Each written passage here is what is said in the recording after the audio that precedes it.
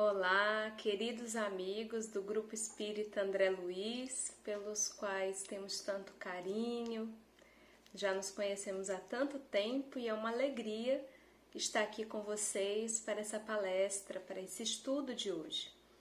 Então vamos começar abrindo aqui uma mensagem do livro Sinal Verde do Espírito André Luiz, para que então possamos fazer a nossa prece e iniciar os nossos estudos. Nos diz André Luiz no item 35 desse livro.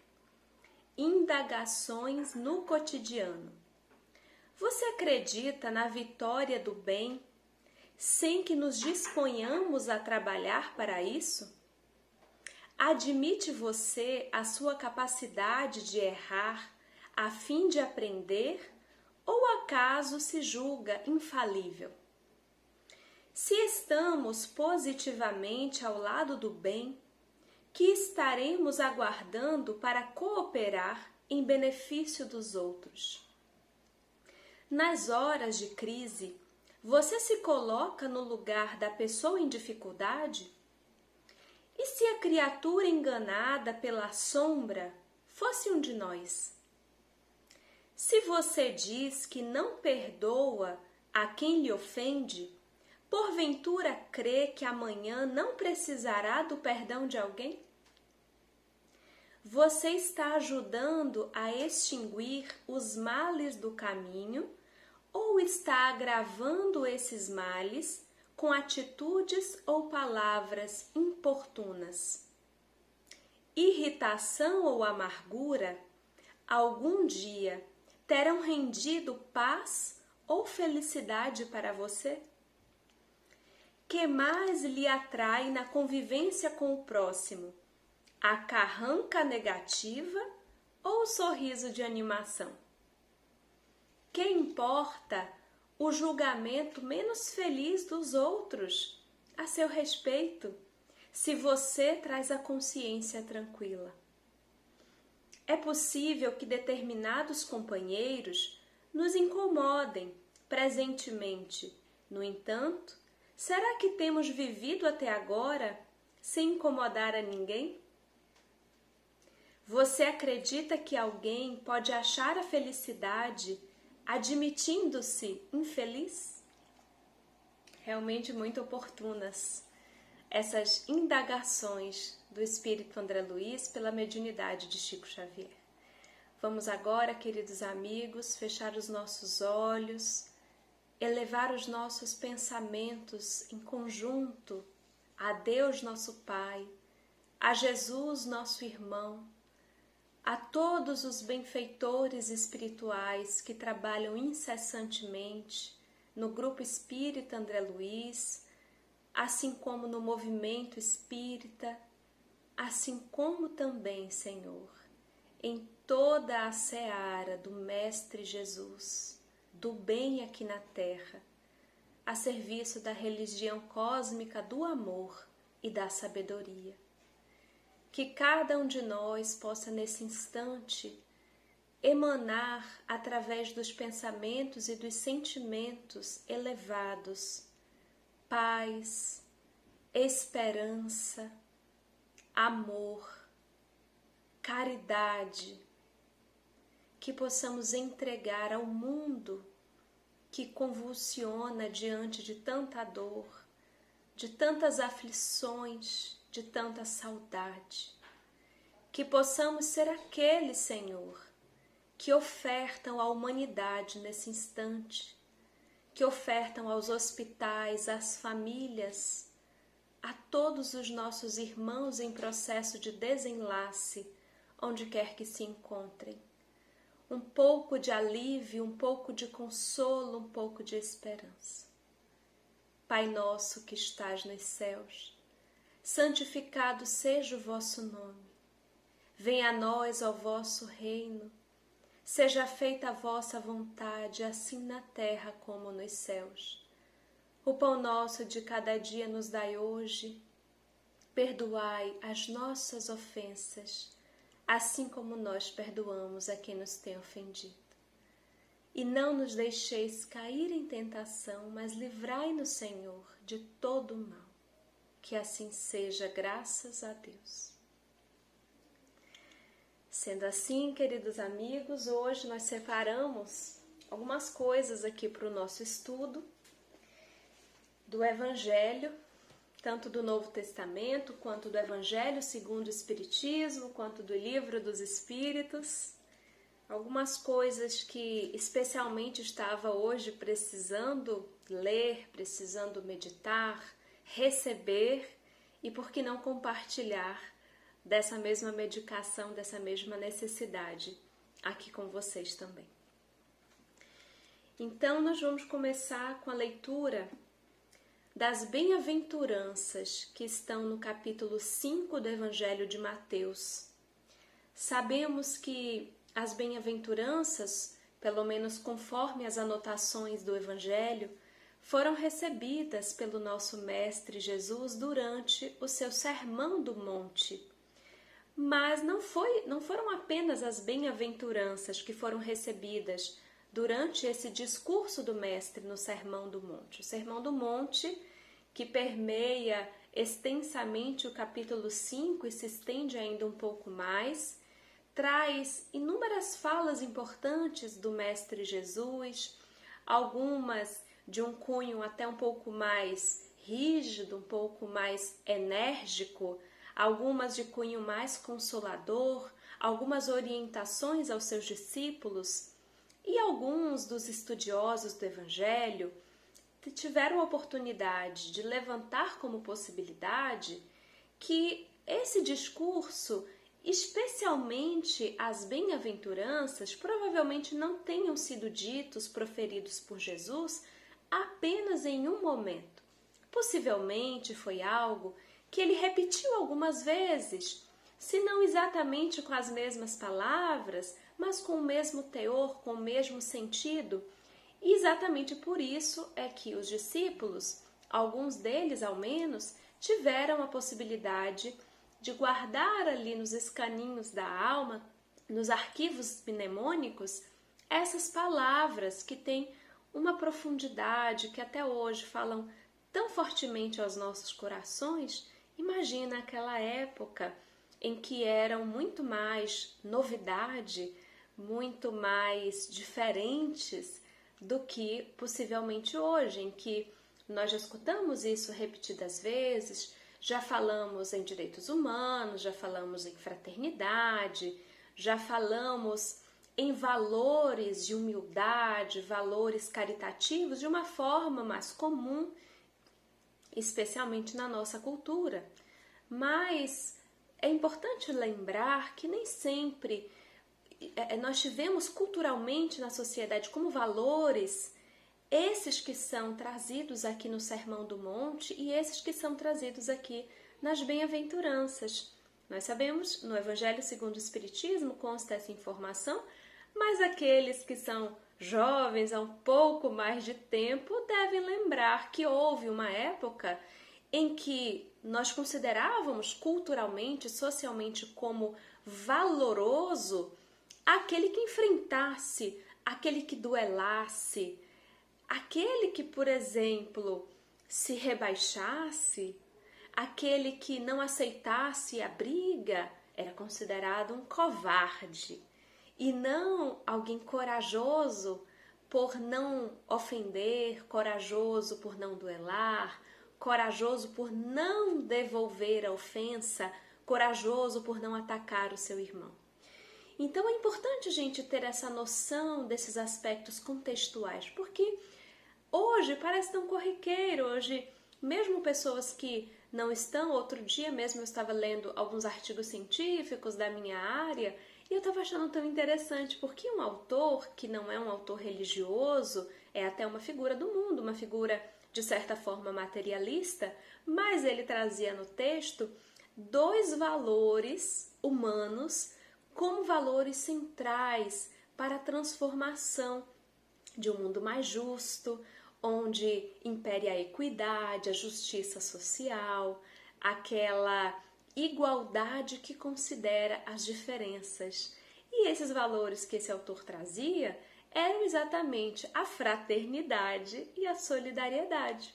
E eu achei tão interessante porque, de certa forma, a lei de Deus e as leis morais também são leis de Deus, vai se impregnando, a mensagem vai chegando de tal forma que algo que antes não era considerado em nenhum meio começa sendo considerado primeiro no âmbito mais religioso, visto inicialmente como uma conversa estranha, porque é assim que as pessoas viam a mensagem do Mestre Jesus à sua época.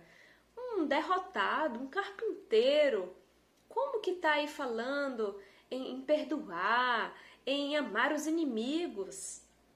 As pessoas diziam raca, cuspiam no chão, diante do diferente, diante do estranho, diante do inimigo. E Jesus vem nos dizer que não disséssemos isso a ninguém, que não excluíssemos a ninguém, que perdoássemos. E que existiria inclusive uma bem-aventurança, que existia uma felicidade, uma promessa de felicidade, não aos fortes do mundo, não aos guerreiros do mundo, não àqueles que já houvessem recebido o prêmio aqui na terra, mas é uma promessa num outro reino. Esse reino dificilmente compreendido ainda hoje, um reino futuro, um reino de Deus, que não está nas aparências exteriores, que não está aqui, que não está ali, que está em nós, dentro de nós, nessa promessa de felicidade, de bem-aventurança aos aflitos, aos derrotados da terra, aos injustiçados da terra. Então é importante a gente perceber como esse discurso, essa é a revolução silenciosa nos parâmetros das revoluções da terra, porque foi falada, foi vivida, foi testemunhada, foi exemplificada, mas não como o olhar material esperava, porque o olhar material esperava uma revolução sanguinolenta, como tantas outras que têm se tido aqui na Terra. Mas essa revolução é a revolução em que o paradoxo se faz presente. Aqueles que parecem ser os perdedores são os reais vencedores.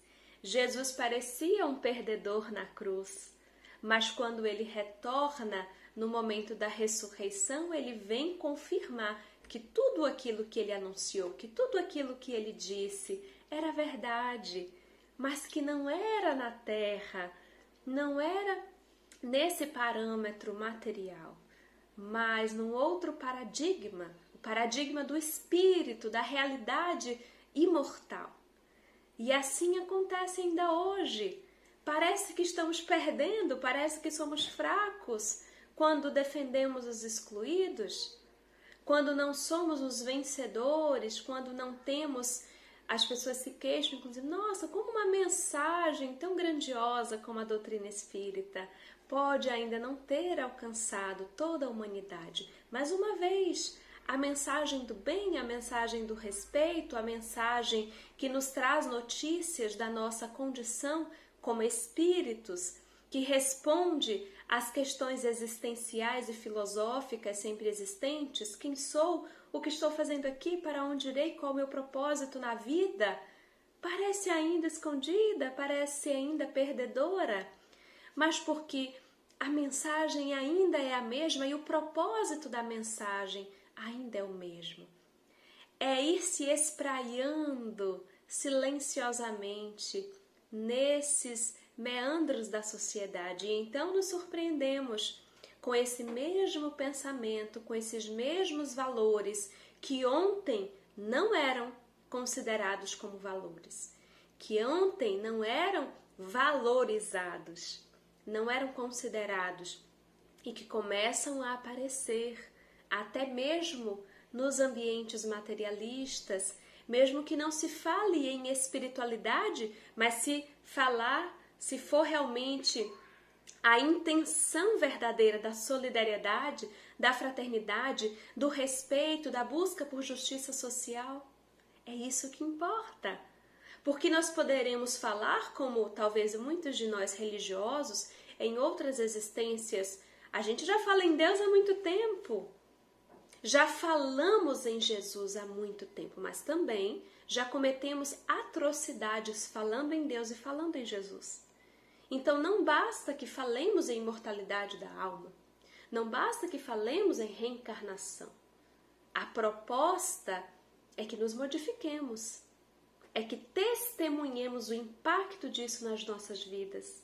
De que forma essa mensagem nos alcança? Na hora da aflição. É sobre isso que vamos falar hoje. De que forma essas bem-aventuranças, de que forma esses valores, de que forma essas revelações nos afetam diante dos testemunhos que somos convidados a dar. Essa é a revolução. Essa é a real divulgação do Evangelho, como aquela frase bastante divulgada, atribuída ao nosso querido Francisco de Assis, que preguemos, que divulguemos a mensagem divina, a mensagem de Jesus, o Evangelho, a todo momento, se necessário com palavras.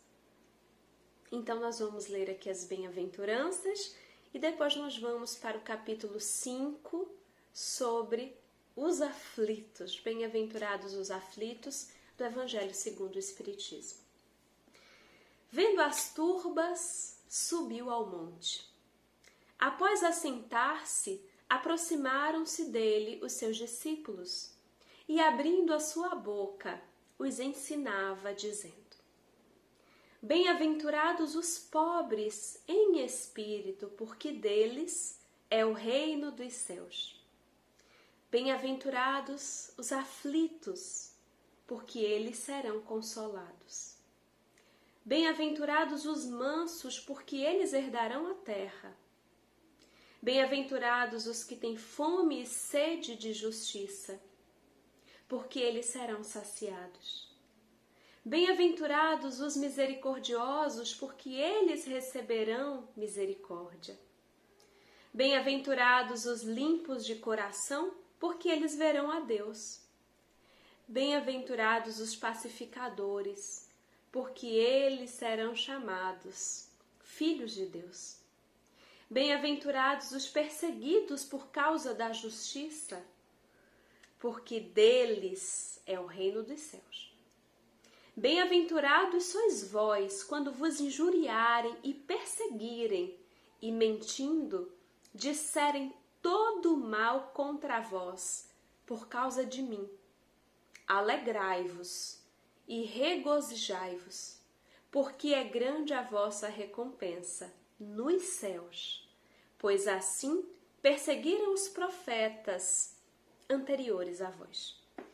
Eu acho tão forte, só da gente escutar, eu não sei vocês, mas só de escutar essas palavras é como se eu retornasse a um momento que eu nem sei se eu vivi, se de alguma forma eu já assisti, porque devem existir esses registros. Eu fico imaginando que devem existir, pelo amor de Deus, né? Esses registros na espiritualidade que a gente possa, em algum momento, talvez por misericórdia, acessar aquele momento. Aquele momento em que pessoas com tantas aflições, eram essas as pessoas que seguiam o nosso Mestre Jesus. Pessoas com muitas dores, dores diferentes, dores na alma, dores morais, dores de saudade, dores do luto, dores físicas, dores da rejeição, dores do preconceito, dores da escassez, dores da injustiça, da injúria humana. Eram essas as pessoas que se sentiam diretamente atraídas pelo magnetismo do nosso Mestre Jesus. Quem seriam hoje essas pessoas? Que multidão seria essa capaz de sensibilizar-se? Porque a dor tem essa função. A aflição tem essa função, dentre outras, mas a função de sensibilizar certas fibras, certas áreas da nossa alma, que muitas vezes estão cristalizadas com objetivos outros, distraídas com a matéria. E então vem um impacto na nossa vida, alguém sai, algo entra, algo nos é retirado, algo que era a base, o alicerce da nossa estrutura, e de repente não há mais como estar distraído. Somos chacoalhados e precisamos rapidamente decidir o que é essencial, porque não é mais possível vislumbrar aqueles montes da fantasia e da ilusão.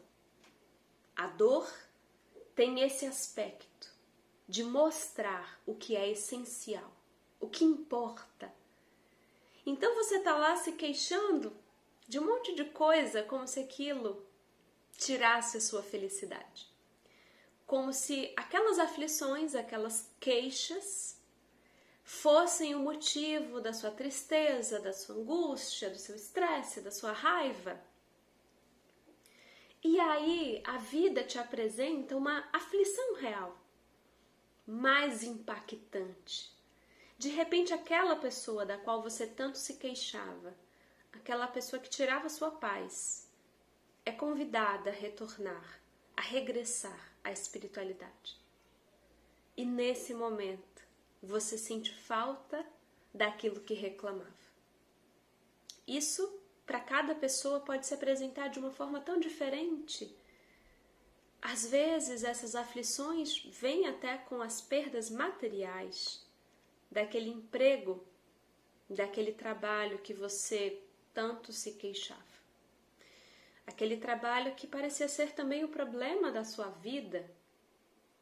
E quando aquele trabalho sai, às vezes sai até porque você se aposentou, fica um vazio, fica um buraco, e esse buraco vai te convidar a buscar outras coisas, porque essa é a função do vazio, nos colocar em movimento. A falta é a falta que instaura no ser a sede de movimento, de busca, que faz com que não seja suficiente, com que ele busque algo mais.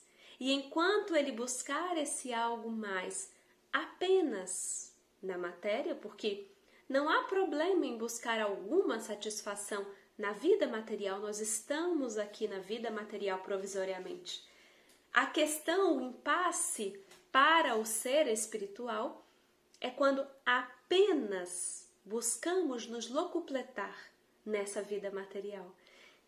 E aí não nos sentiremos satisfeitos, jamais, nem parcialmente, que é a realidade possível aqui na Terra.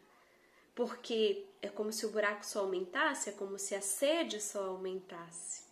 Porque não estamos buscando também a real satisfação. A satisfação daquele que veio à Terra aprender. Porque foi isso que viemos fazer aqui. Aprender. Aprender valores. Aprender quem somos. Aprender a conviver, a tolerar, a perdoar, a ser indulgentes, a nos perdoar. Aprender a amar. E a dor, nesse processo, é um dos recursos da lei divina. Não é o único, mas é um dos recursos, um recurso muito importante. Leon Denis nos falará da importância da mestra dor. Essa que nós gostaríamos que não viesse.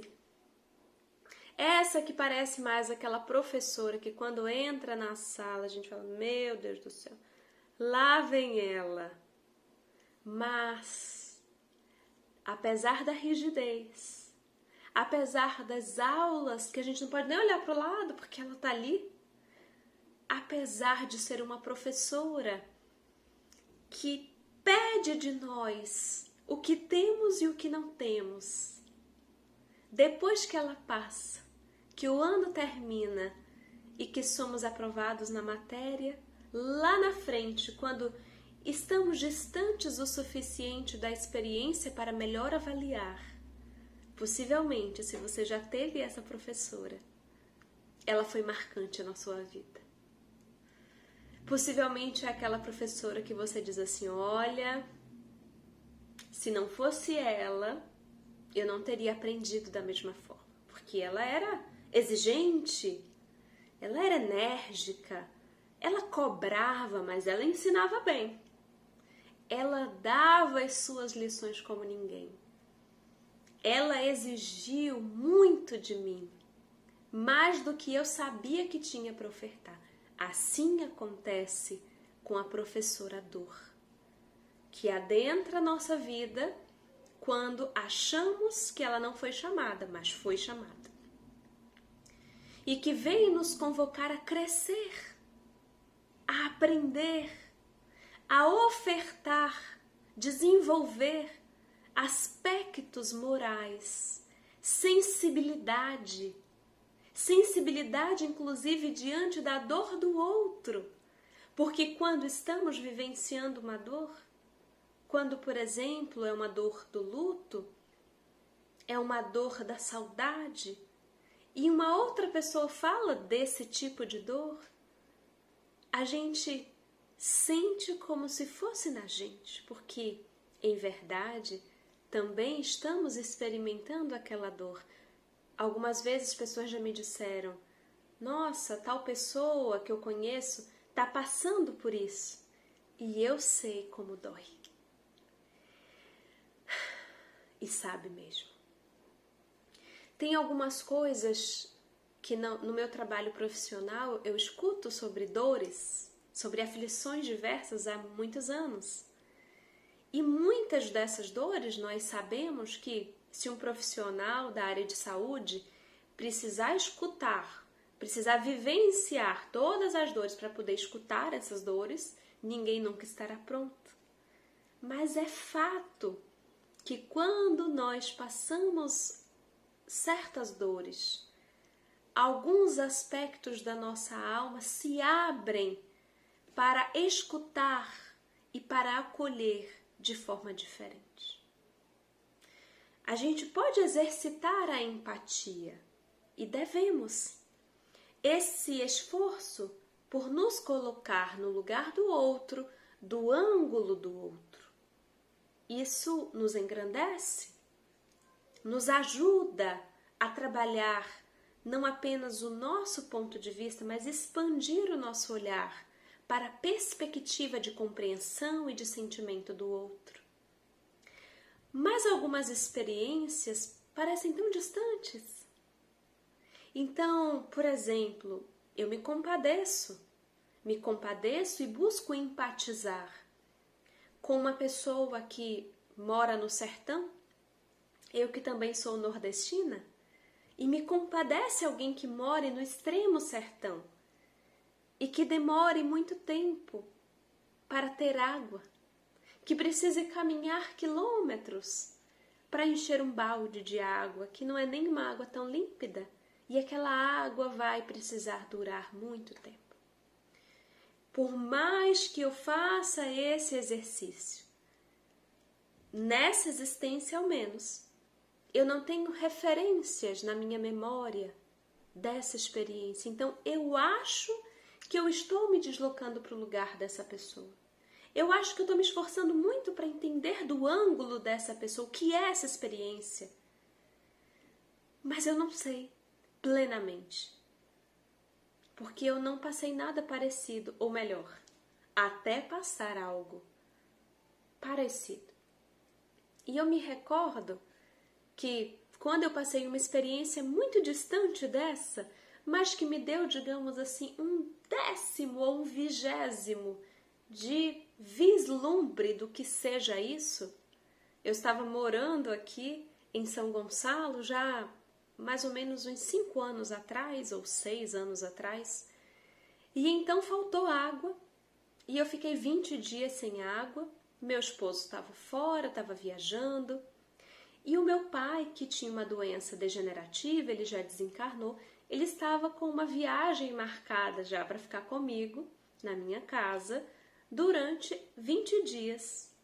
E coincidiu, sincronizaram-se os fatos que os dias que ele estava ali agendado para vir, foram os dias que eu fiquei sem água. E mesmo tendo chamado um carro-pipa, não resolveu, porque a estrutura que eu tinha, a caixa d'água para reservar aquela água, não era uma água suficiente para muitos dias. Se eu usasse a água normalmente, acabaria talvez em 4 dias. Então é como se eu continuasse meio que tendo e não tendo água, porque era preciso economizar, fazer tudo com balde. E eu estava ali com uma pessoa que estava como precisando de cuidados especiais para fazer tudo. E foi uma experiência muito desafiadora. Foi uma visita da mestra Dora em muitos aspectos. E eu só pensava naqueles dias, quando me dava vontade de falar, meu Deus do céu, mas pelo amor de Deus, tantos dias no ano, 365 dias para o Senhor me deixar sem água, o Senhor vai me deixar sem água nesse dia, não é possível. Eu me lembrava dos irmãos que sabemos não apenas no sertão nordestino, mas em outras regiões, em inúmeras cidades do continente africano também acontece essa mesma dificuldade. Tem um filme, inclusive, muito interessante sobre isso, um livro também, O Menino que Descobriu o Vento, que trata dessa experiência e que nos ajuda a empatizar, a perceber um pouco mais de perto o que é essa experiência. E então, quando eu estava ali naquela experiência, eu pensava, gente, mas olha só, tá tão difícil, mas eu posso comprar água. Tá tão difícil para mim fazer tudo sem água, mas na verdade eu nem estou sem água, porque nos mercados, nas lojas, tem água para eu beber. Por mais que haja uma dificuldade de não ter água saindo da torneira, tem água. Agora imagina o que é não poder ir na esquina comprar água. E as pessoas continuam tendo crianças em casa, continuam tendo idosos, continuam tendo pessoas com necessidades especiais e sem água. Sem água nunca saindo na torneira, sem a perspectiva de daqui a alguns dias normalizar a situação. E não é indo de carro buscar água, é indo caminhando sob um sol escaldante, com uma lata ou com um balde na cabeça. Quando nós experimentamos 1/10, 1/100º, 1/1000º de algumas aflições e de algumas dores, é como se a vida nos ajudasse tanto a crescer no nosso próprio processo, porque nem toda aflição, nem toda dor, como está no Evangelho segundo o Espiritismo, no capítulo 5, sobre as aflições, existem causas atuais e causas anteriores das aflições. Nem tudo é resgate, nem tudo é expiação, nem tudo está relacionado a débitos anteriores. Existem necessidades atuais. Dentre as necessidades atuais estão também equívocos atuais. Mas existem as necessidades de crescimento, de desenvolvimento. Leon Denis vai nos dizer na obra O Problema do Ser, do Destino e da Dor, quando vai chamar a dor de potência da alma, ele vai nos dizer que se nós, se Deus, se suas leis, extinguissem a dor, extinguiria também o prazer. Porque dor e prazer estão associados. Dor e prazer. Então, se eu dessensibilizo, se eu anestesio a dor, e aí a gente pode pensar isso até numa questão material, se uma parte do seu corpo é anestesiada para não sentir dor, então quando a mulher vai fazer uma cirurgia cesariana e recebe ali uma anestesia, que já já dói, para não sentir uma dor ainda maior, que é a dor do corte, ela não está sentindo dor, não é que ela não sente nada não, viu pessoal? Não se engane, ela está sentindo incômodo ali, ela só não está sentindo aquela dor que ela sentiria sem anestesia. Mas ela também não está sentindo prazer naquela área. Então, se tiver alguém ali fazendo uma massagem nos pés dela, um carinho naqueles pés, aquele carinho relaxante nos pés, ela também não vai desfrutar disso. Porque se eu anestesio a dor, eu anestesio o prazer. É isso que Leon Denis nos fala. E isso não se aplica só no aspecto material. Quando uma pessoa, nós dizemos, por exemplo, que o seu humor, que os seus afetos, ela está, digamos assim, numa situação em que é como se houvesse uma anestesia dessa sensibilidade afetiva. E às vezes algumas medicações, quando não estão na medida adequada, causam isso. A gente tem aquela pessoa que ria, que se alegrava, e parece que a pessoa está sempre morna. Ela está numa festa, está todo mundo animado e ela está morna. Ou acontece alguma coisa e ela está morna. Todos nós ou já estivemos ou conhecemos alguém que já passou por uma situação assim. É como se ela estivesse anestesiada dos seus sentimentos, nas suas emoções. E aí existem gradações. A pessoa pode estar tão assim que parece que realmente ela não está sentindo nada, ou ela pode estar sentindo menos do que ela sentiria. Quando isso acontece, ao mesmo tempo que ela não está sentindo intensamente a angústia, a tristeza ou a raiva que ela poderia estar sentindo, ela também não está sentindo a alegria de viver, ela também não está sentindo as emoções que a gente considera, na verdade todas as emoções são boas e legítimas, mas em geral essas emoções que consideramos positivas, ela parece que não consegue sorrir com naturalidade, com espontaneidade. Vocês percebem? Que para que nós possamos sentir com intensidade as bem-aventuranças, qual que é a condição que está ali?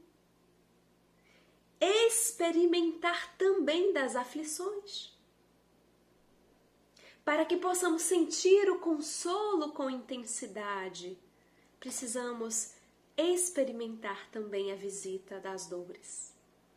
Para que possamos sentir tudo isso que buscamos, às vezes de forma trôpega, confusa, mas todos nós temos essa busca por felicidade, por alegria, legítimas. É necessário também desenvolver esses outros aspectos dos quais talvez estejamos fugindo. É para além dessas experiências de aflição, de luto, de dores, de pranto e de ranger de dentes. É atravessando essas experiências sem nos paralisar nelas, percebendo que elas passarão, que são experiências, que são fases, que nos trazem aprendizados, que nos sensibilizam à dor do outro, que nos engrandecem, que nos fortalecem. É através desse túnel que, quando nós atravessamos, nós experimentamos outras emoções que hoje ainda não sentimos.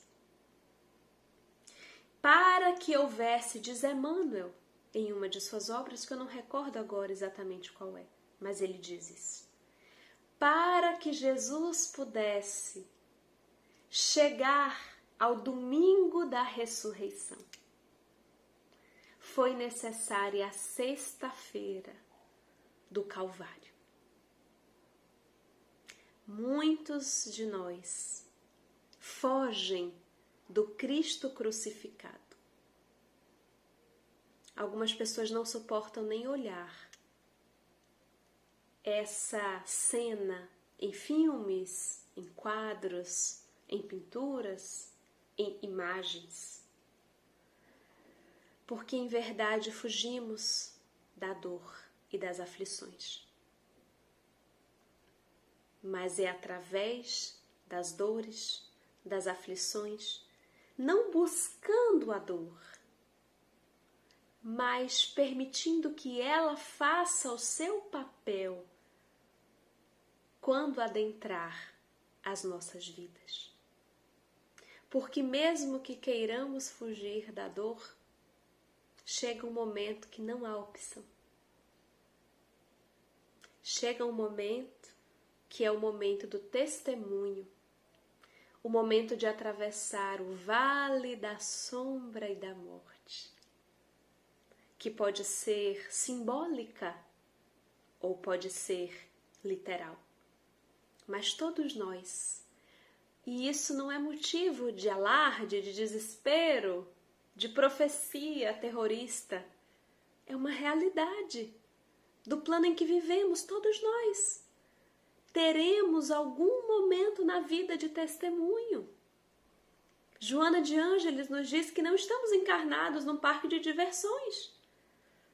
E se estivéssemos, não se preocupem, porque nesse parque de diversões existirá também a montanha-russa.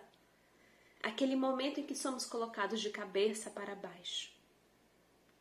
Aquele momento em que se alguém dissesse que nós passaríamos, nós diríamos, eu não vou conseguir. E para cada pessoa pode ser de uma forma muito diferente. Mas é importante saber que o objetivo desses momentos na nossa vida não é nos destruir, não é nos colocar para baixo, não é tirar as nossas esperanças ou a nossa fé. Esse é o portal para as nossas bem-aventuranças. Esse é o paradoxo da existência num planeta de provas e de expiações. É quando atravessamos este portal, essa experiência que para o outro pode ser simples, mas para nós é aflitiva, sem nos paralisar no túnel, sem desistir de continuar, sem nos rebelar. Quando dizemos, mestra dor, ensina-me o que tens a me ensinar. Faça o teu trabalho. Desenvolve em mim as fibras morais que precisam ser desenvolvidas. Que eu não perca a minha fé. Quando nos permitimos conectar a Deus, aos benfeitores espirituais, para que seja feita a vontade de Deus, mas que não nos sintamos desamparados.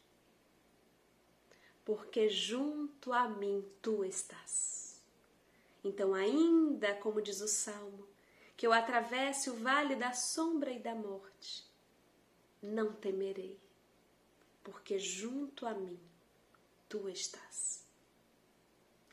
E por isso, no Evangelho segundo o Espiritismo, quando nós temos o capítulo sobre o bem-aventurados os aflitos, há o item motivos de resignação. E há um trecho que diz o seguinte: por estas palavras, bem-aventurados os aflitos, pois que serão consolados. Jesus aponta a compensação que hão de ter os que sofrem e a resignação que leva ao padecente a bendizer do sofrimento como prelúdio da cura. O homem que sofre assemelha-se a um devedor de avultada soma, a quem o credor diz: se me pagares hoje mesmo a centésima parte do teu débito, quitar-te-ei o restante e ficarás livre. Se não fizeres, atormentar-te-ei até que pagues a última parcela. Não se sentiria feliz o devedor por suportar toda espécie de privações para se libertar, pagando apenas a centésima parte do que deve? Em vez de se queixar do seu credor, não lhe ficaria agradecido? Tal o sentido das palavras: bem-aventurados os aflitos, pois que serão consolados. São ditosos porque se quitam e porque depois de se haverem quitado estarão livres. Se, porém, o homem, ao quitar-se de um lado, endivida-se de outro, jamais poderá alcançar a sua libertação. Ora, a cada nova falta aumenta a dívida. E mais adiante, o homem pode suavizar ou aumentar o amargor de suas provas, conforme o modo por que encare a vida terrena. Tanto mais sofre ele, quanto mais longa se lhe afigura a duração do sofrimento. Ora, aquele que a encara pelo prisma da vida espiritual apanha num golpe de vista a vida corpórea. Ele a vê como um ponto no infinito, compreende-lhe a curteza e reconhece que esse penoso momento terá presto passado. A certeza de um próximo futuro mais ditoso o sustenta e anima, e longe de se queixar, agradece ao céu as dores que o fazem avançar. Contrariamente, para aquele que apenas vê a vida corpórea, interminável lhe parece esta, e a dor o oprime com todo o seu peso. E a gente já está caminhando para o finalzinho da nossa fala. E tem um trechinho do Evangelho segundo, tem um trechinho do Livro dos Espíritos, já que no livro 3º sobre as leis morais, na lei de justiça, amor e caridade, tem um momento em que a pergunta que está sendo feita é sobre a esmola, é a questão 888A. E quem vai responder, inclusive, é o Espírito São Vicente de Paulo. Mas eu quero, na verdade, um trecho que eu achei tão orientador para como nós deveremos proceder diante das aflições, diante das provas, diante do luto, diante de tantas e tantas dores que tem nos afligido. E eu achei muito interessante esse trecho que diz assim: amai-vos uns aos outros, eis toda a lei divina, mediante a qual Deus governa os mundos. O amor é a lei de atração para os seres vivos e organizados.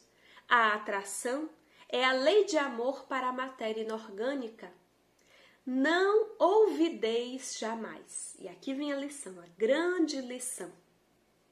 Não ouvideis jamais que o espírito, qualquer que seja o grau do seu adiantamento, sua situação como reencarnado ou na erraticidade, está sempre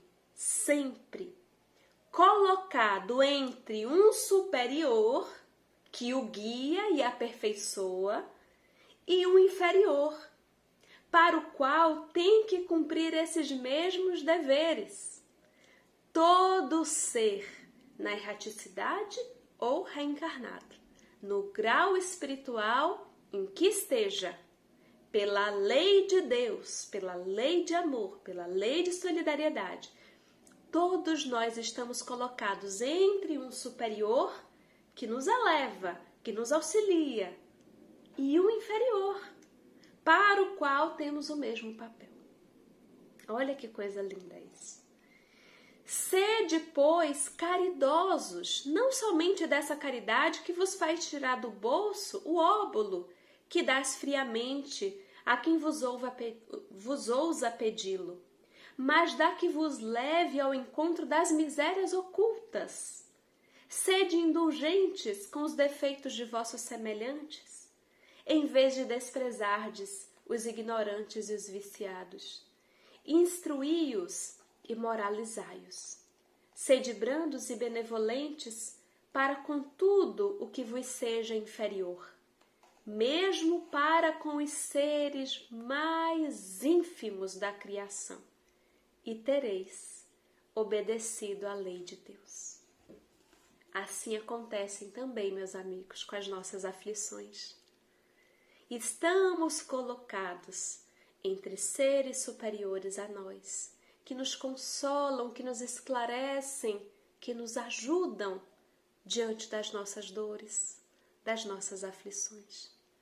Mas também existem aqueles irmãos com dores ainda maiores do que aquelas que experimentamos agora, com perdas, provas e expiações ainda mais dolorosas, e que necessitam das nossas palavras, das nossas mãos, dos nossos afagos consoladores, para que se sintam também fortalecidos, amados e alcançados pela misericórdia divina através do nosso próprio auxílio.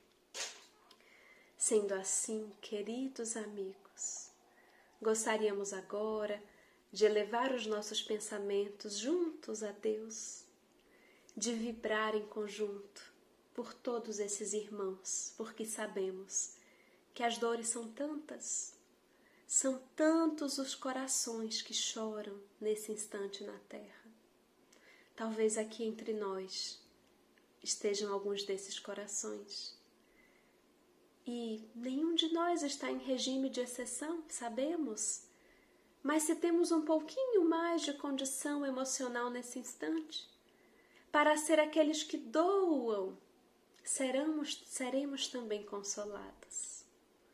Não há divisão no amor de Deus, há só multiplicação. Quanto mais espargimos o bem, quanto mais espargimos amor, esse amor se multiplica. E nós somos também alcançados por essas bem-aventuranças. Sendo assim, finalizando as nossas palavras de reflexão e agradecendo a espiritualidade por essas bênçãos, por esse bálsamo de consolação, por esse afago na alma.